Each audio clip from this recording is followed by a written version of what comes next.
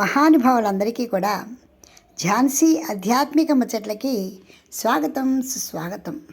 ఈరోజు మనస్సుకి మహదానందపరిచేటువంటి మహా అద్భుతము మహామధురమైనటువంటి వాసిష్ఠ రామాయణాన్ని మీకు చెప్పడం ప్రారంభిస్తున్నాను.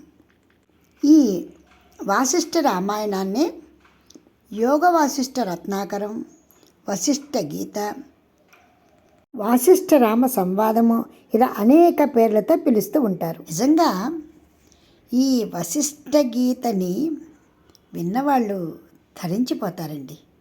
ఇందులో మహామధురైనటువంటి అద్భుతమైనటువంటి దగ్గరగా 40 ఉపాఖ్యానాలు ఉన్నాయండి.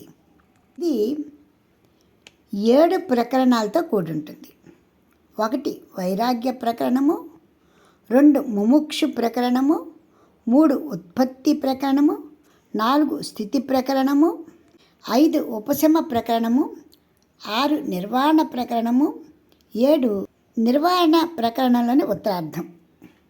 ఈ యోగ వాసిష్ఠ రత్నాకరంలో 7 ప్రకరణాలలో శ్రీరామచంద్రమూర్తినేక వైరాగ్య వర్ణన, సుఖదేవునిక విశ్రాంతి, పురుష ప్రయత్నము, మోక్ష సాధనము, ఆ తర్వాత శమ విచార సంతోష సత్సాంగత్య నిరూపణ, సప్తజ్ఞాన భూమికల యొక్క ఉపయోగము, ఇలా ఇవే కాకుండా ఉపాఖ్యానాలు అనేకం.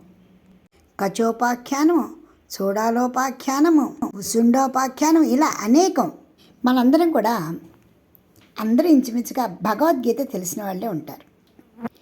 భగవద్గీత కంటే కూడా ముందుగా అంటే చిన్న వయసులోనే ఈ యోగ వాసిష్ఠ రత్నాకరాన్ని జీర్ణించుకొని తర్వాత 2వ భాగంగా భగవద్గీతను ఆకలింపు చేసుకుంటే వాళ్ళు పరిపూర్ణమైనటువంటి జ్ఞానాన్ని పొందిన వారేనండి. ఇందులో 16 వర్షాల ప్రాయమైన శ్రీరామచంద్రునికి వశిష్ఠ మహర్షి చేత చెప్పబడిన జ్ఞానామృతం నిండి ఉందండి. ఆ తర్వాత భగవద్గీత ఆ పై ప్రాయంలో ఉన్నటువంటి అర్జునుడికి చెప్పినటువంటి ఉపదేశము. కాబట్టి పూర్ణమైనటువంటి జ్ఞానాన్ని పొందాలి అనుకుంటే ముందు యోగ వాసిష్టం అంటే వశిష్ఠ గీతని, తర్వాత భగవద్గీతని తప్పకుండా చదవటమో వింటమో ఖచ్చితంగా జరిగి తీరాలి. ఇవి జీవితానికి మహా సోపానాలండి. మనకి దారి చూపించే తల్లి తండ్రి కానీ గురువు కానీ ఎవ్వరూ లేనప్పుడు కూడా మార్గాన్ని ఉపదేశించేటువంటి మార్గదర్శకత్వాలు ఇచ్చేటువంటి ఈ గ్రంథ రాజాలు అంటంలో ఎలాంటి సందేహం లేదు. అంత మధురమైనటువంటి వశిష్ఠ గీతని మీ అందరితో పంచుకోవాలని ఆ రామచంద్రుని దయ వల్ల మనందరం కూడా ఆనంద తరంగాలలో ఉప్పొంగాలని అభిలషిస్తూ యోగ వాసిష్ఠ రత్నాకరంలోకి అడుగు పెడుతున్నాం. దీనిని చదువుకోవడానికి ముందుగా దీని గురించి కొంచెంగా తెలుసుకుందాం. కొంతకాలం క్రితం ఏర్పేడు వ్యాసాశ్రమం వారు శ్రీ మహర్షి మలయాళ స్వామి వారు దీనిని అచ్చువేయాలి అంటే హిందీ భాషలో ఉండేది, దీనిని తెలుగులోకి అనువదించాలి అనుకుని ఆ ప్రకారంగా విద్యాప్రకాశానందగిరి స్వాముల వారిని కోరారు. సుఖబ్రహ్మాశ్రమ వాసి అయినటువంటి విద్యాప్రకాశానందగిరి స్వామి వారు అది శ్రవణం చేస్తూ ఉంటే ముముక్షులందరితోనూ మననం చేయుట కొరకు ముఖ్య శ్లోకాలను వ్రాసుకునేలాగా చెప్పుతూ ఉండేవారు. వాటన్నిటినీ కూడా ముముక్షులతో సహా విద్యాప్రకాశానందగిరి స్వామి వారు కూడా వ్రాసుకున్నారు. మళ్ళీ ఉత్తరార్థాన్ని వీరి ఆంధ్రానువాదం చేసేటప్పుడు కూడా ముఖ్య శ్లోకాలన్నీ కూడా క్రోడీకరించి ఉంచారు. వాటిని ఇప్పుడు యోగ వాసిష్టంలో సారవంతమైన శ్లోకాలుగా యోగ వాసిష్ఠ రత్నాకరం అని ప్రచురించడం జరిగింది. అయితే దీనిలో 32,000 శ్లోకాలు ఉన్నాయి. మీకు ముందే చెప్పాను, దీనిని యోగ వాసిష్టం అంటారు, లేదా వాసిష్ఠ రామాయణం అంటారు, లేదా వశిష్ఠ గీత అంటారు.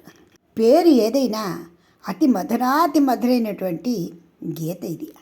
ఇంకా గొప్ప విశేషం ఏంటంటే శ్రీకృష్ణ భగవానులు అర్జునునికి ఏ విధంగా భగవద్గీతని బోధించారో ఇక్కడ రామచంద్రమూర్తికి వశిష్ఠ మహర్షి బోధిస్తారు. భగవద్గీతని వ్యాస మహర్షి ఏ విధంగా అందించారో దీనిని మనకి వశిష్ఠ మహర్షి అందించారు. ఇది బోధ చేసిన సందర్భం కూడా రెండు కూడా దగ్గరగా ఉంటాయి. మహాభారత యుద్ధ సమయంలో అర్జునుడు చింతాక్రాంతుడై ఉన్నప్పుడు శ్రీకృష్ణ భగవానుడు రణరంగంలో దీనిని ఏ విధంగా బోధించారు అంటే భగవద్గీతని ఏ విధంగా బోధించారో అదేవిధంగా శ్రీరామచంద్రమూర్తి తీర్థయాత్రలు చేసి వచ్చిన తర్వాత ఈ దృశ్య ప్రపంచం మీద విరక్తి పుట్టి భోగ విలాసంలో పూర్ణ విరక్తి కలిగి విషాదగ్రస్తుడై అన్నిటి ఎడ తూష్ణీభావంతో ఉన్నాడు. ఆ సమయంలోనే విశ్వామిత్ర మహర్షి యాగరక్షణార్థము రాముని తీసుకెళ్ళటం కోసం రావటము, రాముడి యొక్క స్థితి చూసి అందుకు కారణం తెలుసుకొని ఒకప్పుడు నిషిధ పర్వతంపై తాను వశిష్ఠ మహర్షి బ్రహ్మదేవుని వద్ద పొందినటువంటి ఆత్మజ్ఞానోపదేశాన్ని గుర్తు తెచ్చుకుని దానిని రాఘవునికి బోధించాలి అని వశిష్ఠ మహర్షిని విశ్వామిత్ర మహర్షి ప్రార్థించటం అంటే కోరటం జరిగింది. అర్జునుడు ఏ విధంగా అస్త్ర సన్యాసం చేశాడో రామచంద్రమూర్తి కూడా నేను అన్నిటినీ సన్యసిస్తున్నాను అని చెప్పడం జరిగింది. ఇలాంటి చక్కటి సన్నివేశం నుంచే పుట్టుకొచ్చినది ఈ వశిష్ఠ గీత అనేటువంటి అమృతము. ముఖ్యంగా శ్రీరాములు మరిష్యామి అంటూ ఉంటే వశిష్ఠ మహర్షి ఏమయ్యా మరిష్యామి అంటావు, చనిపోతే ఏం జరుగుతుంది, అది కాదు అంటూ ఆయన మహా ఉపదేశాన్ని చేశారండి. వచ్చే సంచికలో దీని గురించి ఇంకా మరికొన్ని విశేషాలని తెలుసుకుంటూ ఈ వశిష్ఠ గీతని ప్రారంభించుకుందాం. చాలా విపులంగా ఆ భగవానుడు ఏం చెప్పాడో తెలుసుకుని అందరము తరిద్దాము, అమృతాన్ని ఆస్వాదిద్దాం. ఇక్కడ క్లుప్తంగా విశ్లేషించడం జరిగింది. ఇప్పటికి స్వస్తి. జై శ్రీరామ్. మీకు ఈ వీడియో నచ్చితే లైక్ చేయండి, షేర్ చేయండి, సబ్స్క్రైబ్ చేయండి.